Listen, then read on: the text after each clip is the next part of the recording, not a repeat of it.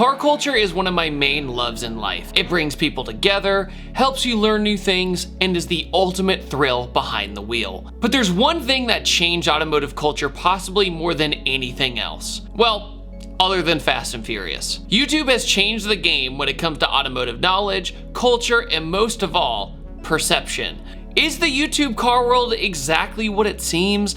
Is everybody's life glamorous all the time with these sick cars? Of course not. Of course not. But is the influence of YouTube in car culture as negative as many people claim? Are the glory days of car culture all ruined by social media and YouTube? Let's talk about it.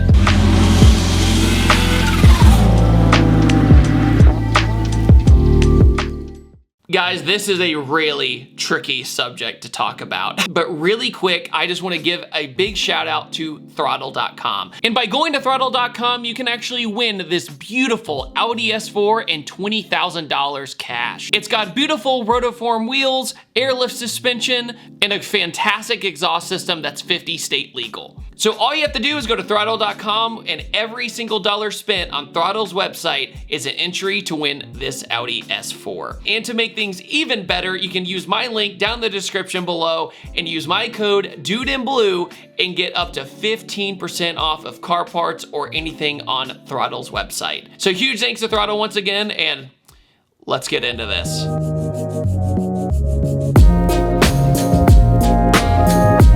DIY videos were the real start of Car Guy YouTube. It was a useful tool to install parts and learn how cars work with tutorials, which obviously Chris Fix dominates this genre today. But to this day, we all still look up that one stupid car problem we need help with, and you'll try to find the solution. The first videos I ever watched about cars was actually how to install a cold air intake or an exhaust. Or better yet, just simple exhaust clip videos. What exhaust do I choose for my first car? I'd like you to meet Borla or Magnaflow. Whatever it was, a good way to figure out if you should spend this money is to go to YouTube and listen to them. Back in the day, you didn't have that privilege. You would order this exhaust from a magazine or something and then just hope for the best. But like I said in my first car culture video, getting people to watch YouTube for actual entertainment was like pulling teeth. Why watch that when I have Discovery Channel or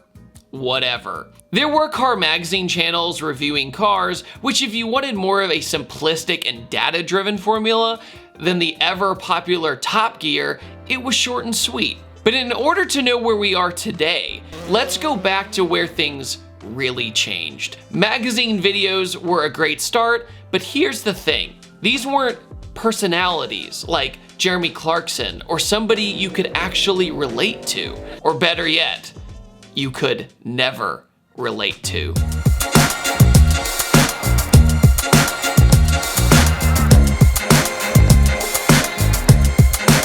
Super Speeders Rob, to me, is the first majorly successful automotive YouTuber on the platform. 97, he's lucky he didn't see me a little while ago. Here he is. As an individual, as a person, not like a big company filming a bunch of stuff. The main reason I believe this is the pathway he took. It set a blueprint of how automotive YouTubers do a lot of things today. In a nutshell, he loved cars, drove them hard, and would put clips of his video footage on YouTube to sell, wait for it, DVDs. Yes, DVDs were his first gig at the time because YouTube was just too early in its life cycle to even be close to making a living. Rob would take exotic cars, which to us normal people seem like cars from the gates of heaven you've never gotten to see. And it's not like today where every big YouTuber now has a Huracan. Burnout in Times Square? No problem. Get into trouble? No problem. Can I help you with something? Just videotaping a documentary. What are you documenting? He would show us crazy stories and document road rallies like Bull Run, but from a much more relatable mindset than a bunch of unhinged rich people trying to impress each other. Not to mention, he got arrested in a Ford GT, which by the way was the same car he ran from the police and gave him international fame in. They took these dream cars and showed what they were actually capable of in a realistic way. We were walking away from doing 190 miles an hour and getting pulled over. He was breaking the rules, and we couldn't believe it. With basically not a care in the world, he would be honest with cops, and half the time, get out of it. Give me a few minutes, okay? Sure. Right quick. Along with Matt Farah and Garage 419, now known as the Smoking Tire, they pulled off the notorious first to get a ticket stunt, where they had a competition to see who got a ticket first. Rob blew by at 100+ miles an hour and shook it off when he got the ticket. What Rob showed with Gotham Dream Cars, the cold hard reality of owning these things and that side of car culture. He basically proved you could be yourself and not have a magazine name behind you. Rob showed that stunts basically in the form of car jackass would be viewership and keep the channel going. Matt Farah was my first inspiration to make videos, and in my early content, it really shows. Years later, I'd meet these dudes and call them my friends, but the impact they had was absolutely incredible. Now, I also want to give credit to Kyle Loftus of 1320 Video, because he was such a fantastic example of using the platform to send people elsewhere for more racing footage he took. He has an incredible story and does absolutely incredible work to this day by showcasing big horsepower and what the Midwest cash days lifestyle was all about. Now, I'm going to be clear, I'm not going to break down every YouTube channel, but these I feel were absolutely the most important on the surface to where we are today, that led the way for all of us to do this as a career. So fast forward a few years and boom, I'm doing this full time, full commitment, thanks to those people. Then a couple years later, more YouTubers started to emerge and do similar content, but over time establish their own look and feel to their videos.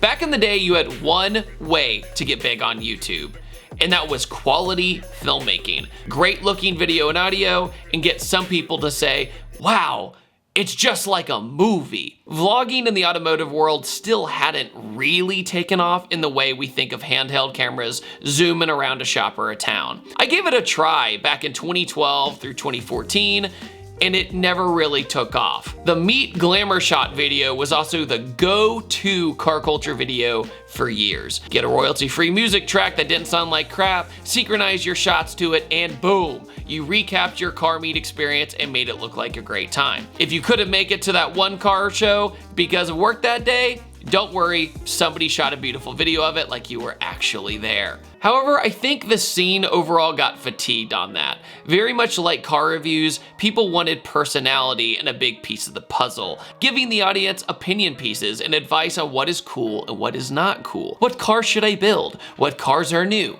How do I install these parts? This is where things really got going. Car builds. It didn't feel like the Discovery Channel. It felt like a friend building a car with you and hanging out. And this also led to more of a vlog style because it was simply easier to do when you filmed on your own. People were able to find a balance between quality that was good enough and people still felt engaged. Here's some examples in the early days that continue today. Adam dominates the drift scene on YouTube sphere, and though the rest of us drift, he was very smart in the early days, showing progression of his builds and his massive transition from going from BMX to cars. It was a huge risk, but he pulled it off because his interest felt authentic and his audience believed him. I'm starting to really like Mustangs. When it comes to car lifestyle on the West Coast or the California side of things, I would say TJ checks that box. He has an interest in fashion, apparel, and style. The car builds are kind of an extension in that way. When it comes to more of the stance or wheel-focused lifestyle in the car scene, I would pick somebody like Illuminate. Supercars have people like Shmee150 who go around the world to show the very glamorous and wealthy lifestyle from a near first-person perspective. Cletus, has the Freedom Factory and has a hangout vibe of drag racing and what it's like owning a racetrack and running big car events. These kind of people inspire others to push themselves to greater heights, and there's a million more channels I can mention. Rob Dom even shows the engineering mind going to freaking town on his crazy projects as we learn along with him. Throtl shows off car builds and recommends parts that would be a big help to your project and has turned them into a modern Pimp My Ride with dream builds. But the big discussion is, do prices inflate when YouTubers talk about certain cars? I think yes, but I don't think it's all to blame on the influencers. It's more so a cultural shift on what is cool and not cool in the car scene. I really don't think that I have something to do with inflating the prices on, say, Mustangs, compared to what some people might do on JDM cars. But I can't say that much because I have two 240SXs. Maybe I am part of the problem. But there is one big problem with all of these insanely cool car builds on the internet. Making 1,000 horsepower 15 years ago was actually very difficult and costed a lot of money. But now, it just costs money. And now that we have the technology for it, it's much easier. But with twin turbo Lamborghinis on every recommended page, it went from being so mind-blowing seeing boosted and modified exotics to, oh yeah, I guess that's cool. Owning supercars seems completely normal when you are a YouTuber. And I think for younger viewers, it might have set too high of an expectation for their first car or their first project car. But of course, that's not all the time. YouTube has made car building look easy, but the normality of dream builds has made things a little numb and difficult to do new things without spending basically your life savings. So to be original on YouTube, building cars is insanely difficult. People want to build their dream builds as creators, but might not all the time have the feeling of, so-and-so has already done this. YouTube has changed the perception of building a car. It isn't easy, and it almost never goes smooth or according to plan, and it also costs an absolute fortune. So that Honda Civic build that seems so relatable, I can promise you, most of the time, it's got way too much money in than the average Joe to afford. And the whole we built this car in a day stuff is extremely tricky, because it is possible when you have all the parts, but most people can't do it. But there is one big amazing thing about this. It inspires. It inspires and educates people. You can teach people on what not to do when they go for it. How to give them ideas to come up with their own side of car ownership or their own spin on their car. Somebody said they followed my entire 240SX build and said, I love what you did. I just did minor differences to my swap. But the most positive change of car culture in all of YouTube is accessibility. Car information, culture, and style has never been easier to find and has created more car people of the next generation than I could ever imagine. I meet so many people who have said, I've been watching you since I was a teenager, and I say, yes, that's a win. YouTube didn't just change car culture, it expanded it. And now with TikTok, that seems to be more of a debate, but more on that another time, if you want my opinion on that. If YouTubers can bring more people into this world with the taste they love or discover, that's absolutely amazing. And that's worth all the bad that comes with it. Thank you so much for watching this video. Without you, I would not be here where I am today, and I could not be more grateful. I've seen change in my life in the best way, and to this day, it's incredible what you've done for me, so thank you. And on that note, I'll see you guys next time and take it easy. This is David Patterson of ThatDudeinBlue, signing off.